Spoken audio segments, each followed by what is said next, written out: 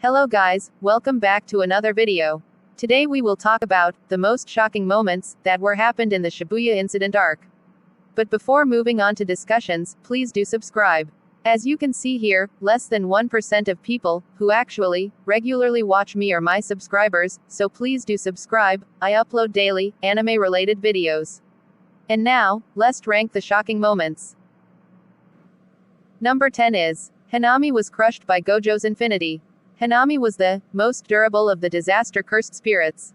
In Season 1, she survived an indirect hit of Gojo Satoru's Hollow Purple, mere minutes after several of Itadori's black flashes, along with Todo's fiercest punches. This combination would surely have killed any other cursed spirit in her group. She survived another encounter with Gojo, albeit a nonviolent one, but that placed Hanami on the radar of a sorcerer that hadn't yet met a cursed spirit he couldn't exorcise, and actively hunted them for fun. Hanami was teamed up with Jogo and Choso, in order to wear Gojo out before he was sealed. The plan was to forge through his infinity with domain amplification, and avoid using cursed techniques, throughout the whole fight. After informing Hanami that she would be the first to be exorcised, Gojo baited the cursed spirit into deactivating her amplification, and then proceeded to rip out the vulnerable branches that seemed to serve as her eyes.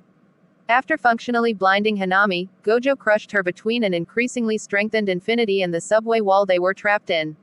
Number 9 is Toji Fushiguro was resurrected with a creepy technique. Rogue curse users attempted to appropriate Toji's strength for their own ends by summoning his body's information with a seance curse technique.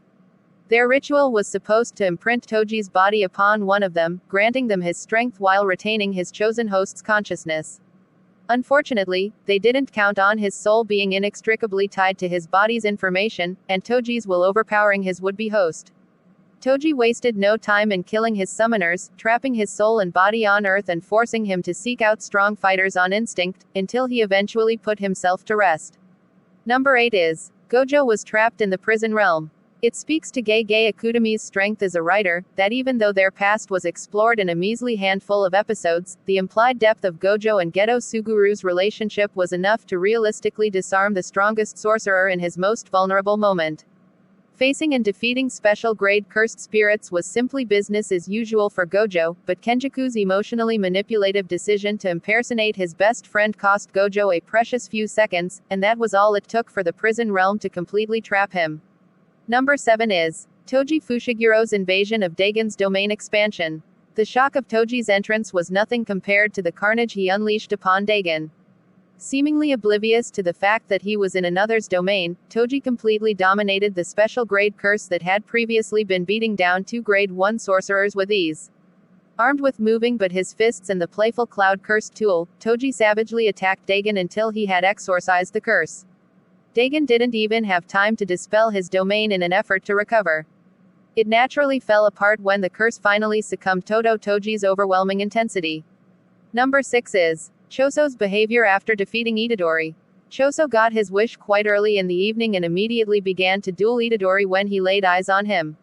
His innate ability to transform cursed energy into blood combined with his blood manipulation cursed technique made him much stronger than either of his brothers. Itadori wasn't prepared to deal with such a high-level opponent at such short notice, but he only fell after a lengthy, close battle. Strangely, Choso's victory triggered a vision of a false memory, one where Itadori was also one of his dear brothers. This development understandably caused great distress to Choso, but it also sowed the first hint of a pre-existing relationship between Itadori and Kenjaku. Number 5 is the reveal of Jogo's true strength. Jogo was only truly able to let loose when he faced Sukuna, an even more dangerous fighter. Enticed with the promise of the King of Curses serving under the Disaster Curse group, Jogo agreed to the challenge of landing a single hit on Sukuna. Despite throwing out every technique in his arsenal, including turning several city blocks into red-hot lava, and a fiery meteorite for a maximum, his attacks may as well have been phasing through Sukuna for how effective they seemed against him. Jogo may have lost his battle with Sukuna, but even the King of Curses had to commend his strength in a dream state that ensued before he was fully exorcised.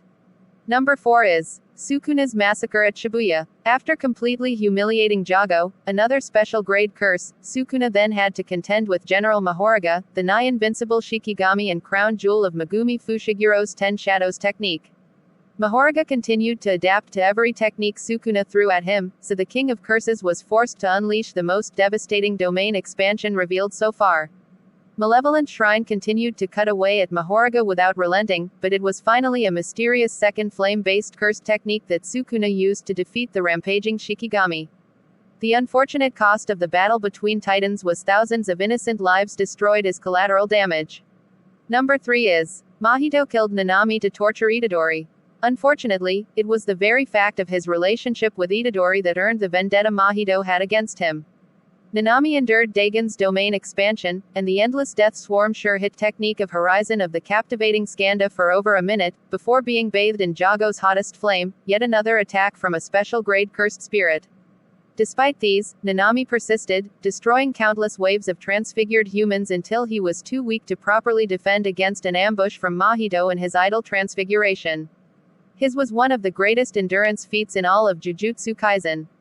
Nanami suffered an especially gory death at Mahito's hands, since Itadori just happened to be present to witness his final moments. Number 2 is Nobara Kugisaki's death. Nobara certainly isn't the first character Gege Akutami has unexpectedly killed off, but what made her death so surprising was how unceremoniously she was sent off. After an underwhelming showing during the beginning of the Shibuya incident, she finally seemed to be getting into her stride versus a clone of the special grade cursed spirit, Mahito. Nobara's resonance technique was perfect for inflicting the soul damage Mahito was vulnerable to, until the cursed spirit fooled her into thinking he was fleeing. Once in her blind spot, Mahito's clone swapped places with the actual, more dangerous cursed spirit, who finished her off with a direct hit of idol transfiguration. Nobara stood no chance after that. Before moving to number 1, can you please like the video? If you like, this video will recommend with other Jujutsu Kaisen fans.